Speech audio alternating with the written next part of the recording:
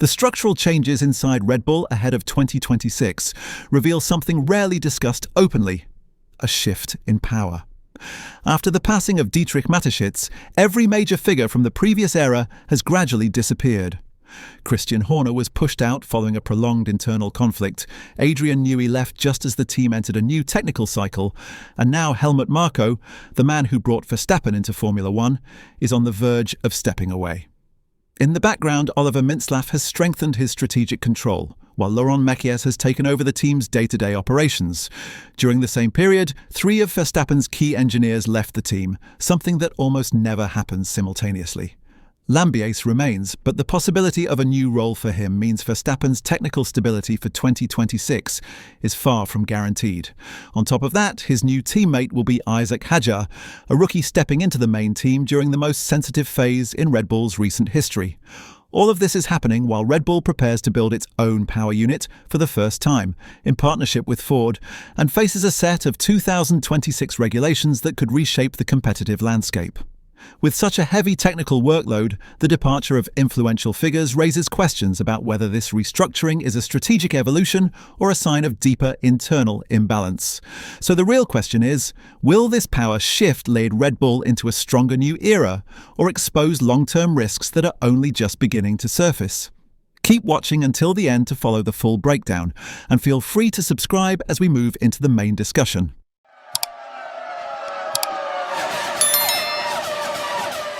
The starting point for understanding Red Bull's transformation is Marko himself. For nearly 2 decades, his influence was absolute. He oversaw the junior program, placed Sebastian Vettel in a title-winning car, and famously pushed through the decision to promote Max Verstappen at just 17. His partnership with Max grew so close that Verstappen once referred to him as a second father and an important pillar of the team's structure. Yet, despite that history, Marko now stands on the edge of departure. He says, "It's not in doubt, I will have a discussion and then I see what I do," before adding, "It's a complex set of different things. I have to sleep over it, and then we will see."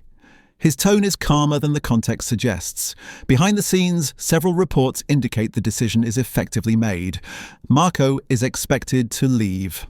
One of the triggers was his public criticism of Kimi Antonelli, which eventually led to the Italian teenager receiving more than 1,000 abusive messages. It was widely suggested that Oliver Mintzlaff, who now has overarching authority across both Red Bull teams, was unimpressed by the situation. The pattern fits the organization's direction: media-sensitive, polished, and corporately aligned. Marko, with his direct and occasionally abrasive style, no longer sits comfortably inside that framework. Then there is the broader shift prompted by Horner's exit.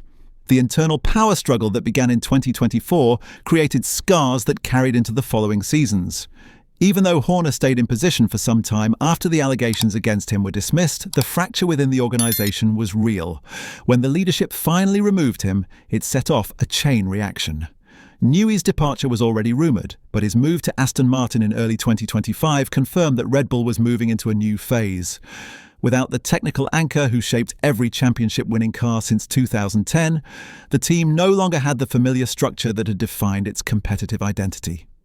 Mekies, speaking after Abu Dhabi, said, "Helmut has been incredible in how supportive he has been into helping us turning around things this year. Obviously, him and top management had quite a few difficult decisions to make in the year. F1 is not a static environment. You always adjust your organizations." His choice of words is telling. He avoids discussing Marko's future directly. Instead, he frames the situation as part of an ongoing internal reassessment. The message is that the team must adapt constantly, but the subtext is that major changes are underway. What complicates things further is Verstappen's position. Even with a contract until 2028, the Dutchman has been consistently clear: performance is the only factor that matters.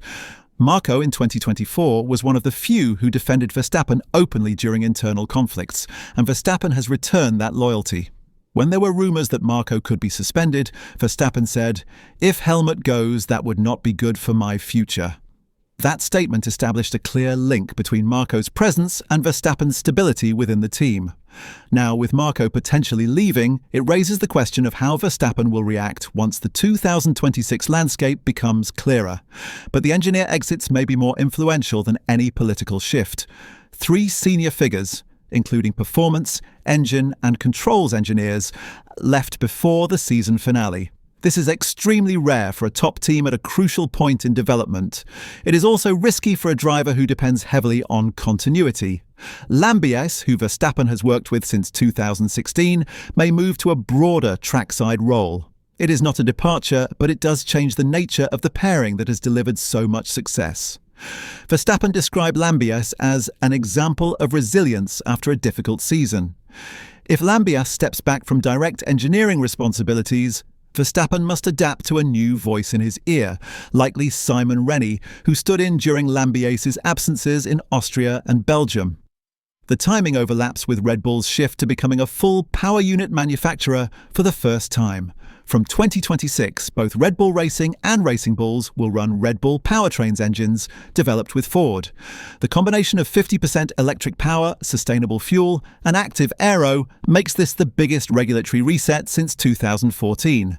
And the team must do it without Newey, without Horner, and potentially without Marko.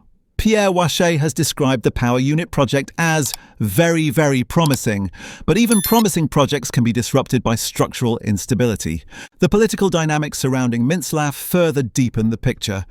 When Christian Horner was eventually removed, it was at the hands of the Austrian corporate leadership, not the F1 team itself. Mintzlaff has pushed for clearer organisational lines between the two teams, a more centralised decision-making process, and a system that does not allow individuals, however successful, to hold too much influence. From the outside, this may appear logical, but internally it represents a dramatic departure from the old Red Bull DNA, which valued strong personalities and unfiltered decision-making from figures like Marko and Newey. The junior team changes reflect this approach. Yuki Tsunoda, known for his emotional driving style and strong personality, is out of Red Bull for 2026.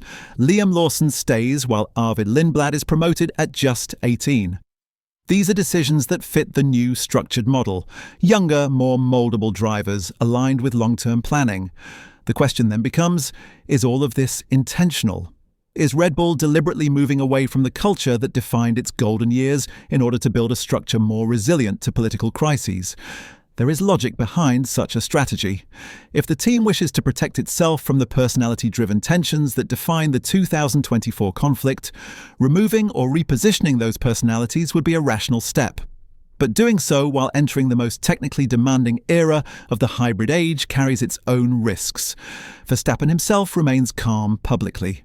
After missing the title by 2 points in 2025, he said the turnaround of the car was more important than the final outcome, and that the team had demonstrated its ability to fight back.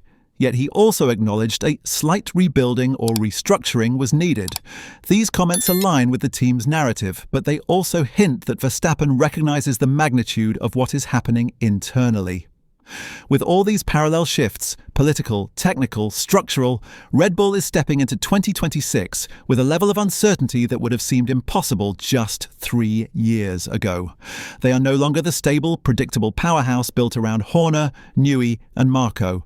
They are a new organisation with new leadership, new technical responsibilities, and potentially a new dynamic with their star driver. And that brings us back to the real issue. With everything changing inside Red Bull, from the leadership to the engineering structure, from the junior pipeline to the power unit division, what happens if the 2026 car is not competitive? Will Verstappen stay loyal to a structure that no longer resembles the team he grew up in, or will this power shift eventually push him towards the exit?